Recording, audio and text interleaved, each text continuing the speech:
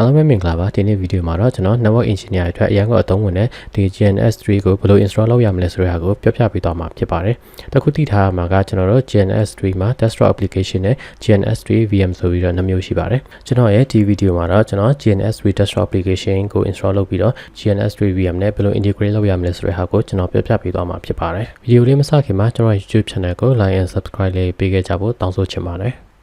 Okay ပထမဆုံးအနေနဲ့ကျွန်တော်တို့နေ့တိုင်း browser ကိုဖွင့်ပြီးတော့မှဒီ gns3.com ကိုတွားလိုက်ပါပြီးတော့ကျွန်တော်ဒီမှာ free download ဆိုပြီးရှိတယ်ပေါ့နော် free download ကိုနှိပ်လိုက်လို့ရှိရင်ကျွန်တော်ဒီမှာ Windows ရှိတယ် Mac ရှိတယ် Linux ရှိတယ်ပေါ့နော်ကျွန်တော်ဒီဗီဒီယိုမှာတော့ကျွန်တော်ကဒီ Windows ပေါ့နော် Windows OS ကိုကျွန်တော်အသုံးပြုပြီး install လုပ်ပြပေးသွားမှာဖြစ်ပါတယ် Okay ပြီးလို့ရှိရင်ကျွန်တော်တို့ဒီ GNS3 official website ကနေကျွန်တော် download လုပ်မယ်ဆိုရင်ကျွန်တော်တို့ဒီ account နဲ့ create လုပ်ရမယ်ပေါ့နော် create လုပ်ရင်ဒါပေမဲ့ကျွန်တော်ဒီဗီဒီယိုမှာကျွန်တော်မလုပ်တော့ဘူးပေါ့နော်ပြီးရင်ကျွန်တော်ဒီ GNS3 ရဲ့ GitHub ကိုတွားလိုက်မယ်ပေါ့နော် GNS3 ရဲ့ GitHub မှာကျွန်တော်ဒီမှာ GNS3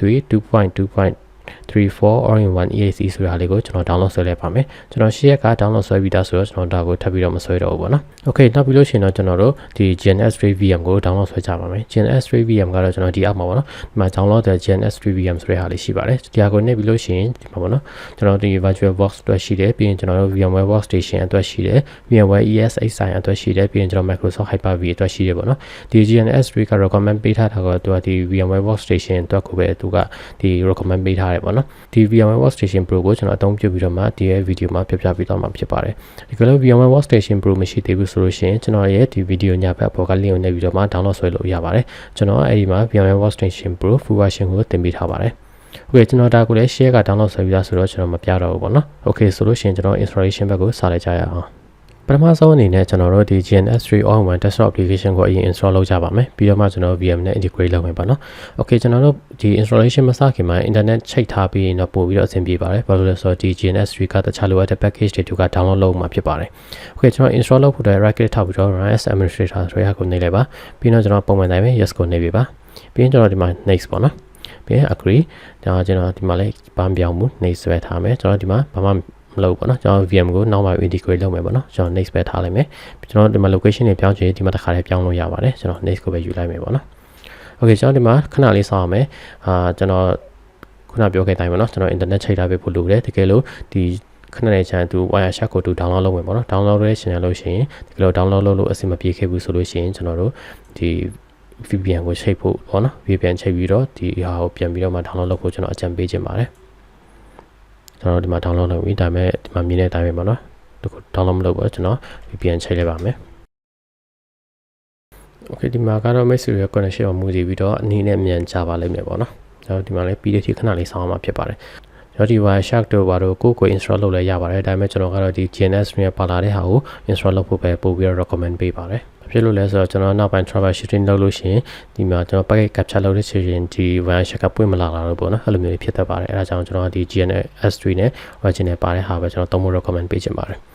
Okay ဒီဆိုလာဝင်ကိုတော့ကျွန်တော်မသုံးဘူးပေါ့နော်ကျွန်တော်တို့နောက်မှာပဲ Windows Server မှာ install လုပ်မယ်ကျွန်တော်ဒါကို no လို့ပဲထားလိုက်မယ်ပေါ့နော်ပြီးရင် next ကိုပဲနှိပ်မယ်ပြီးကျွန်တော်ဒီ start GNS3 ဆိုတဲ့ဟာလေးဒီမှာရရှိပြီး finish ကိုနှိပ်လိုက်မယ်ပေါ့နော် Okay အဲ့ဒါဆိုရင်ကျွန်တော်တို့ဒီ GNS3 desktop application ကို install လုပ်ပြီးတော့ဖြစ်ပါတယ်ဆက်လက်ပြီးတော့ကျွန်တော်တို့ဒီ GNS3 VM နဲ့ကျွန်တော် integrate လုပ်ချမှာဖြစ်ပါတယ်Okay ဒီဟာတော့ကျွန်တော်ခဏလေးပိတ်လိုက်မယ်ပေါ့နော်ပြီးရင်ခုနကကျွန်တော် download ထားတဲ့ GNS3 VM ကိုကျွန်တော် unzip လုပ်လိုက်ပါမယ်Okay ပြီးရင်တော့ဒီကျွန်တော် install လုပ်ပြီးတဲ့ VM ပေါ်မှာ right click ထောက်ပြီးတော့ကျွန်တော် open with ဆိုတဲ့ဟာလေးကိုနှိပ်လိုက်ပါမယ်ကျွန်တော်ပြီးရင်ဒီမှာ VMware workstation ဆိုတဲ့ဟာကိုကျွန်တော်ရွေးပြီးတော့ open လုပ်လိုက်ပါမယ်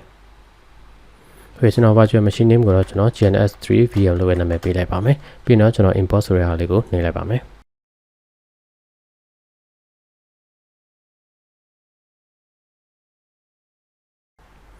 Okay ပြီးသွားပြီဆိုလို့ရှိရင်ကျွန်တော်တို့ခုနက GNS3 ကိုတွားလိုက်မယ်ပေါ့နော်ပြီးရင်ကျွန်တော်ဒီမှာ edit ဆိုတဲ့နေရာက preference ဆိုတဲ့ဟာလေးကိုနှိပ်လိုက်ပါမယ်Okay အဲ့ဒီမှာကျွန်တော်တို့ဒီ GNS3 VM ဆိုပြီးတော့ရှိရပါတော့ကျွန်တော်ဒီဟာ enable the GNS3 VM ဆိုတာကိုအမှန်ချစ်လိုက်မယ်ကျွန်တော်ကတော့ VMware workstation Pro ပေါ်မှာ install လုပ်ထားတယ်ကျွန်တော်ဒါကိုပဲထားလိုက်မယ်ပေါ့နော်တကယ်လို့ virtual box မှာ install လုပ်ထားရဆိုရင်ဒီ virtual box ကိုယူလို့ရပါတယ်Okay ကျွန်တော်ဒီမှာပေါ့နော်တကယ်လို့ဒီမှာ GNS3 ကို auto detect မတည်ဘူးဆိုလို့ရှိရင်ဒီ refresh ကိုနှစ်ခါသုံးခါလောက်နှိပ်လိုက်ပါတော့ဒီ port ကိုတော့ကျွန်တော်ဘာမှပြောင်းတာပေါ့ default 80ပဲထားလိုက်မယ်ပြီးရင်ကျွန်တော်ဒီမှာပေါ့နော် CPU နဲ့ RAM ကိုလည်းကျွန်တော် default တိုင်းပဲထားလိုက်မယ်ပေါ့နော်တကယ်လို့နောက်ပိုင်းလိုအပ်လို့ရှိရင်ကျွန်တော်ဒီမှာလာပြီးတော့ပြောင်းလို့ရတယ်ပေါ့နော် Okay ပြီးရင်တော့ကျွန်တော် apply ကိုနှိပ်ပြီးတော့မှ okay ဆိုတဲ့ဟာလေးကိုနှိပ်လိုက်ပါမယ်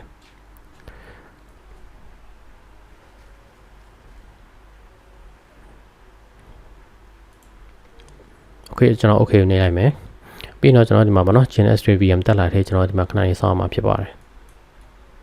โอเคဆိုလို့ရှိရင်ဒီမှာပေါ့နော်ကျွန်တော် GNS3 VM တက်လာပြီဆိုလို့ရှိရင်ကျွန်တော်တို့ဒီ GNS3 ကို